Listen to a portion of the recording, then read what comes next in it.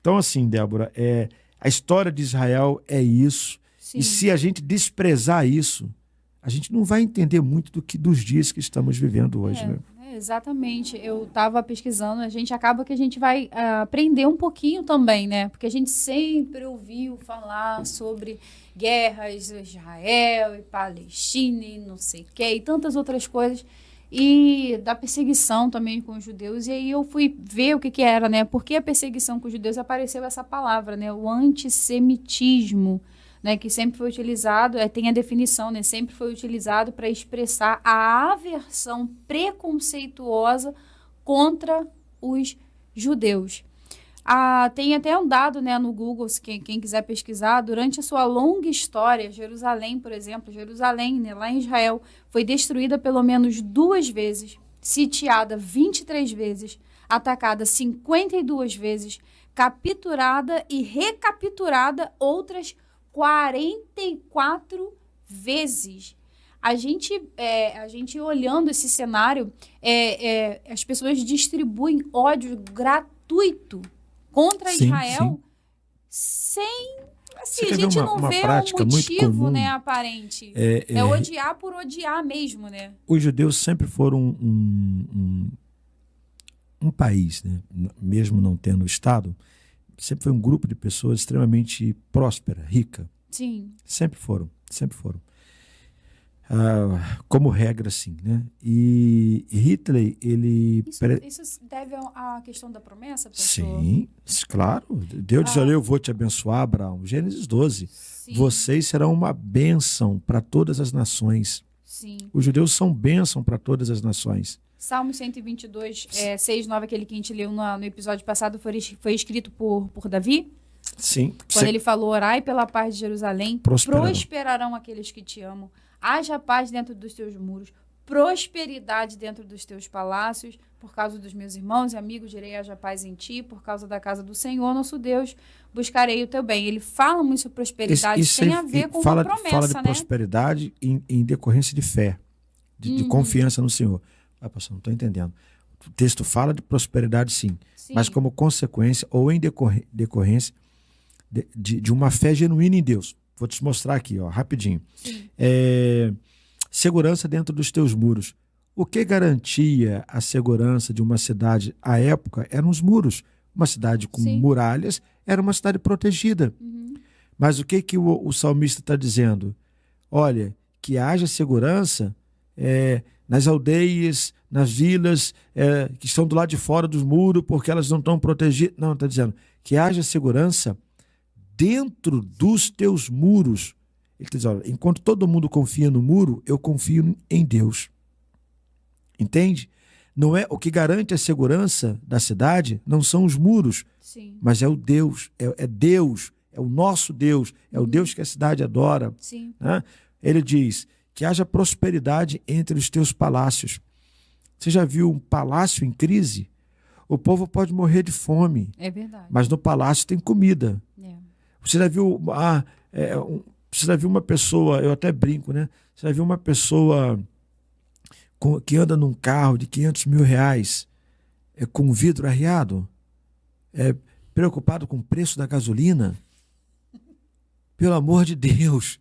Quem anda num carro de 500 mil está preocupado se a gasolina passou de 6 reais para 10 reais? Quem está preocupado com o preço da gasolina é o motorista, é o taxista, é o Uber. Sou eu. Sim. talvez você que nos acompanhe. Mas se você tem um carro de 500 mil, você não está preocupado com o preço de gasolina. O salmista está dizendo, olha, que haja prosperidade dentro dos teus palácios. Quer dizer, a minha prosperidade não é o palácio que me dá, é Deus. Quem garante a minha segurança não são os muros, é Deus. Sim. Então, essa fé atrai a prosperidade de Deus. Entendi. Né? O que Hitler fez? Ele precisava de dinheiro para manter a sua máquina de guerra, para investir em armamento. Então, Hitler começou esse processo de satanizar, de transformar os judeus em monstros. Né? E ele, por exemplo, os jornais da época desenhavam os judeus com as orelhas grandes, com o nariz grande, com os olhos decaídos, judeus como sendo preguiçoso, judeu não querendo trabalhar, como uma parasita social, isso em jornais, revista, propaganda, investiram muito nisso. Eu não tenho tempo para entrar nisso agora. Você tocou no assunto? Eu ia te perguntar aqui, você não acha que a Bíblia também fala sobre questão de tudo está se repetindo, né? Não há nada novo. Sim, nós estamos qualquer... Não fez o link de alguma coisa? Qualquer... Como é que é, Pipe, essa frase? Não é mera Qualquer coincidência. semelhança. É mera coincidência, né? Ai, você ter uma ideia, eles começaram a construir essa imagem dos judeus. Por fim, as crianças eram encorajadas a jogar pedras em judeus, a brigar, né? A detestar os judeus. Sim. Não só os judeus, outros grupos menores, os ciganos, os próprios homossexuais, etc. Mas os judeus, que foi o grande alvo, por quê? Eles eram os donos das joalherias, eles que dominavam o mercado de ouro, prata, joias preciosas, eram os banqueiros, obras de arte. Então Hitler desapropriou tudo dos judeus, se apropriou das casas, dos tesouros, de toda a riqueza dos judeus. E Hitler teve até um embasamento bíblico, teológico para isso, aonde eu vou dizer que não tem tempo de entrar agora. Sim. Como que a Bíblia chama Galileia? Galileia dos gentios. Na região da Galileia, tinha ali uma área chamada Decápolis. O que era Decápolis? 10 polis grega construída na Galileia. Ou seja, eram 10 cidades com padrão da Grécia, com a cultura helenista na Galileia. Por isso a Galileia era conhecida como Galileia dos gentios. Na Galileia tinha mais não-judeu do que judeu. Existem várias cidades que podem ser usadas para provar isso. Séforis, inclusive uma cidade, provavelmente quando Jesus estava no Sermão da Montanha, né, chamado Sermão da Montanha, e ele prega, ele diz, não se pode esconder, né? Ele fala da lamparina, uma cidade que brilha. Quando ele fala da cidade reluzente ali, ele estaria falando de Séforis, que era uma cidade gloriosa, exuberante. Seria hoje, guardado as devidas proporções, uma Paris, uma cidade das luzes, né? E ela era habitada por não-judeu, porque elas foram construídas, foi construída em cima de antigos cemitérios, que para os judeus a tornava ela impura. Quem morasse ali seria um impuro. A cidade era impura. Herodes chegou a liberar todos que fossem morar lá, não pagariam impostos. Mesmo assim, ninguém quis morar lá.